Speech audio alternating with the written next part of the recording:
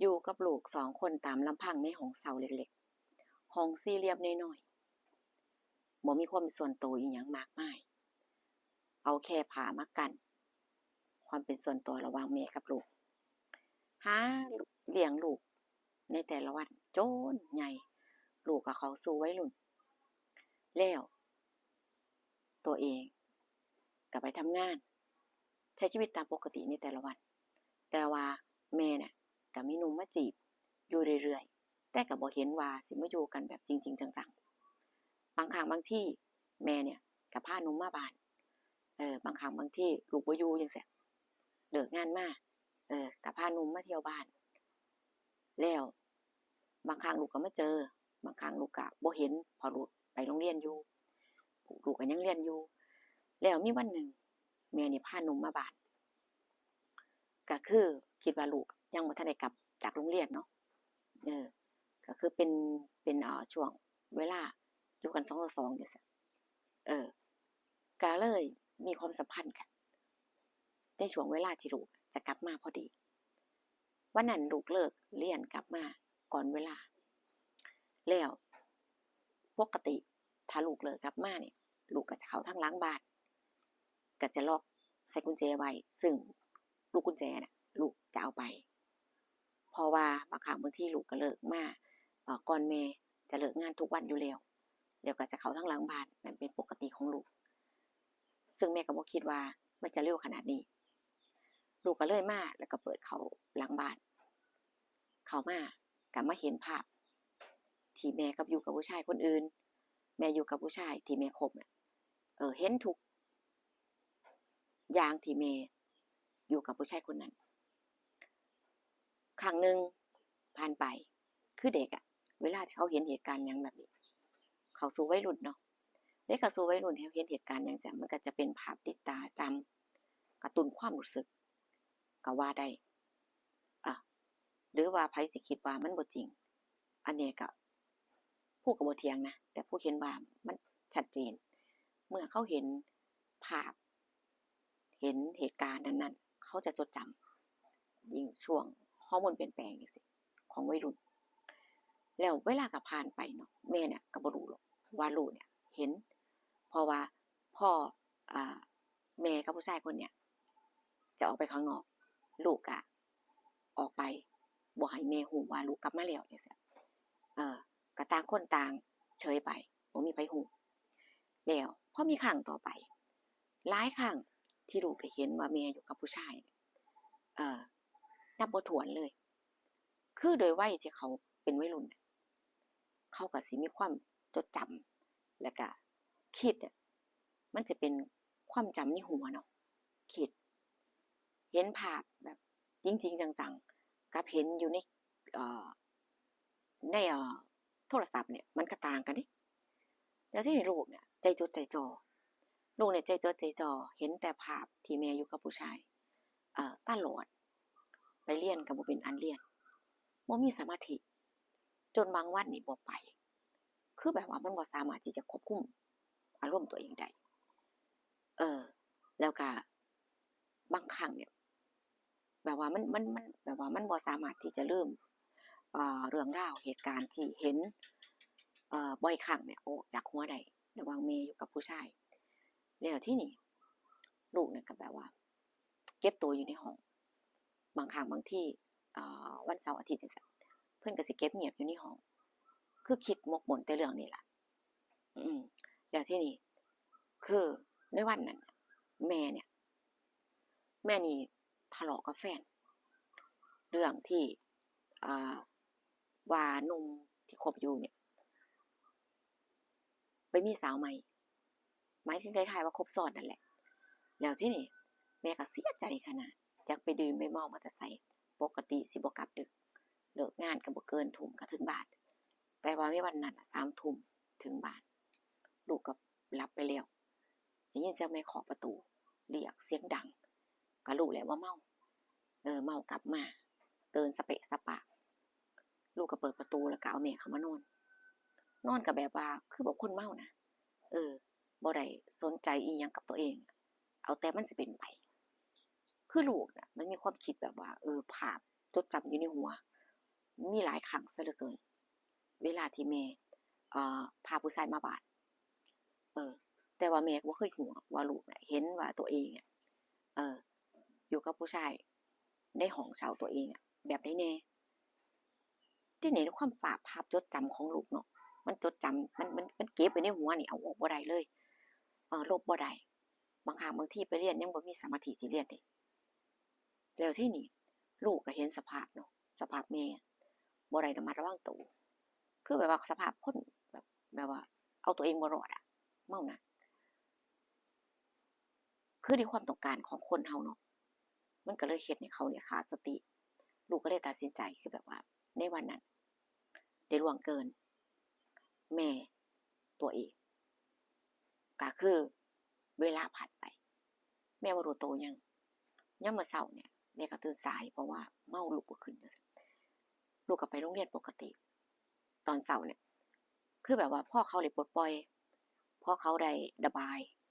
ในสิ่งที่เขาเก็บกดในสมองเนี่ยอะได้ระบายแล้วเขาก็รู้สึกแบบผ่อนคลายแล้วก็ไปโรงเรียนตามปกติอารมณ์ดีนะวันนั้นอารมณ์ดีมีความสุขยิ้มแย้มแจ่มใสส่วนแม่ก็ยังอ่าหลับสลบอยู่บ้านจนสายแล้วจังซี้แม่ก็เพิ่งจะรู้สึกโตขึ้นมาเอ้าเสื้อผ้าเจ้าของก็บ่ได้ใส่ก็บ่ได้สนใจหยังเพราะว่าแนมหาลูกก็บ่เห็นแล้วจังซี้เนาะก็บ่คิดอิหยังไปไกลก็เลยลุกไปอาบน้ำเตรียมตัวเฮ็ดกับข้าวกับน้ำท่าลูกเพราะว่าในวันนั้นบ่ได้ไปทำงานอยู่แล้วเพราะยามเช้ามันเป็นวันหยุดแต่ว่าลูกอะได้ไปโรงเรียนจังซี้ไปเรียนพอลูกกลับมาแม่ก็บ่รู้เรื่องหยังแต่ลูกรู้แก่ใจแล้วว่ามันเกิดอิหยังขึ้นแน่ระหว่างคน2คนเวลาผ่านไปหลายวันแม่ก็เห็นว่าลูกเนี่ยมีท่าทีแปลกๆการมองสายตา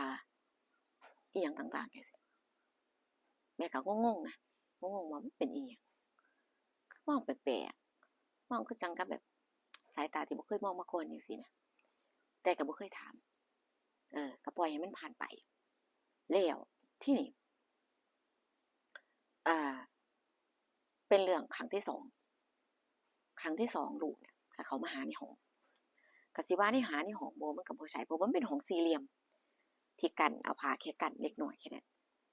เป็นล็อกนี่ลูกนี่แม่จังซี้เนาะลูกก็เลยอ่ามาหาจังซี้นะช่วงที่หลับอยู่จังซี้ลูกก็มาหาเขามานอนนำมากอดมาหยังจังซี้มากอดมาหอมก็คือความคิดของแม่แค่ว่าลูกแสดงความรักจังซี้เนาะแต่ว่ามันก็เกินเลยเริ่มจะมากขึ้นเกินเลยมันบ่แม่นแค่ว่าแสดงความรักเล็กๆน้อยๆแม่ก็เลยตกใจแม่เลยตกใจก็เลยผลักลูกออกจังซี้เนาะผลักลูกแล้วก็ต่อว่าเป็นหยังคือเฮ็ดแบบนี้ลูกก็ว่าอ้าวเป็นหยังล่ะแม่เมื่อก่อนแม่ก็คือบ่ปฏิเสธวันก่อนแม่ก็ยังให้ลูกเฮ็ดได้แล้วเป็นหยังมื้อนี้คือสิเฮ็ดบ่ได้ลูกก็บอกแบบนี้เนาะแม่ก็งงว่ามื้อใดเว้ามาเดี๋ยวนี้เออลูกก็บอกว่าแบบก็มื้อที่แม่เมามาแม่ก็ยังบ่เห็นเว้าแบบนี้ทุกอย่างก็ผ่านไปด้วยดีก็คือกับทุกครั้งที่แม่อยู่กับผู้ชายคนอื่นก็บ่เห็นว่าแม่สิมีท่าทีแบบนี้ลูกก็บอกแบบนี้นะบอกแบบหน้าตาเฉยบ่ได้รู้สึกสลดใจหรือว่ารู้สึกผิดเพราะว่าเขาก็น่าจะคิดแบบ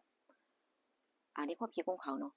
เขาอาจจะคิดเป็นแบบธรรมชาติพอเด็กเขายังบ่ทันรู้หยังจังซี้เนาะว่ามันผิดนะผิดศีลธรรมแล้วเป็นสิ่งที่บ่ดีบ่ควรแม่ก็ตกใจว่ามันเกิดขึ้นจังซั้นอีหลีบ่จังซี้นะเพราะบ่รู้โตวแล้วก็ลูกก็บ่หยุดเพราะว่ามันได้เริ่มแล้วเด็กหยุดบ่ได้แล้วก็ทุกอย่างก็เริ่มแบบว่าอ่าเรื่องราวมันเริ่มหนักขึ้นจังซี้แต่ว่าแม่น่ะก็ปล่อยให้ลูกเฮ็ดตามที่เขาต้องการครั้งหนึ่งครั้ง2ผ่านไปซึ่งตัวเองก็สติน่ะนะว่าครั้งนั้นผ่านไปได้จั่งใดครั้งนี้ก็ผ่านไปอีกแรกๆก็ดูเหมือนว่าบ่เต็มใจแต่ว่าพอครั้งต่อๆไปนี่แม่กลับเต็มใจแล้วก็ปล่อยให้มันเกิดขึ้นเรื่อยๆคือความรู้สึกหนึ่งอาจจะเกิดความรู้สึกเสียใจบ่ที่แฟนถิ้มแต่ว่าเป็นหยังคือปล่อยให้ เรื่องราวมันเกิดขึ้นแบบนี้องค์ประกอบหลายอย่างนี่หนึ่งคือห้องน่ะมันบ่มีความเป็นส่วนตัวถ้าเกิดจะเช่าห้องคนละห้องกับลูกจังซี้ค่าใช้จ่ายมันก็เพิ่มเพราะว่าลูกยังบ่ได้ทำงานมันก็เป็นแบบการแบกรับค่าใช้จ่ายค่อนข้างที่จะเยอะมันก็ต้องอยู่ห้องแคบๆหมุนกันอยู่เบียดกันอยู่จังใดก็คือแบบว่ามันต้องอยู่แต่ว่าในช่วงวัยที่แบบว่าโตแล้วจังซี้เนาะความต้องการความคิดความอ่านมันก็โตตามสภาพร่างกายของเขานี่คือปัจจัยที่เฮ็ดให้แม่ลูก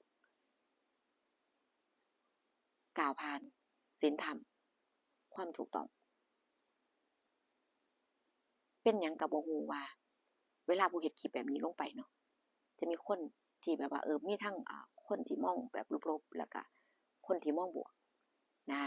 แต่สำหรับผู้นะผู้ว่ามันเกิดขึ้นหลายแรงหนึ่งเราบ่มีทางเลือกบ่มีทางเลือกในการอยู่อาศัยที่อยู่ที่อาศัยนี่สำคัญแรงไผสิว่าจั่งใดก็สร้างซึ่งผู้ก็เฮ็ดมาหลายแล้วมันก็มีเยอะ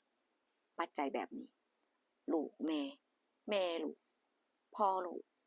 ลูกเลี้ยงพ่อเลี้ยงหลายอีหลีพี่น้องจนผู้ได้เรื่องราวนี้มาเล่านั่นล่ะส่วนหนึ่งก็ได้มาจาก FC ที่เอามาระบายเล่าให้ฟังแล้วเพิ่นก็อนุญาตให้มาเล่าอันนี้คือเรื่องจริงนี่ทุกคนสิ่งแวดล้อมหนึ่งปัจจัยหลายๆอย่างหรือสิ่งที่เขาได้เห็นได้เจอมามันก็เฮ็ดให้เขาน่ะหลงผิดได้บางครั้งบางทีก็สิว่าตั้งแต่วัยรุ่นบ่ได้เดะผู้ใหญ่ก็ยังแบบเมื่อความต้องการมันปกคลุมจิตใจเนาะจะบ่รู้จักแยกแยะอิหยังทั้งนั้นเป็นเรื่องจริงซึ่งบ่ต้องยืนยันดอกคนเฮาทุกคนรู้ในใจอยู่แล้วนะคะเรื่องราวนี้นะคะทุกคนเหตุผลหยังแม่กับลูกถึงกล้าผ่านศีลธรรมได้เหตุผลหยังเรื่องนี้มันถึงเกิดขึ้นได้ก็ตามที่เล่ามาเนาะนะคะแต่หลายๆอย่างมันก็มีปัจจัยหลายๆแนวทางอยู่แล้วนะคะเจอกันคลิปหน้าค่ะดูว่าผู้สิมีเรื่องราวหยังมาเล่าให้ฟังอีกสำหรับเรื่องแม่ลูกเรื่องนี้ก็จบประมาณนี้นะคะขอบคุณทุกการรับชมค่ะสวัสดีค่ะ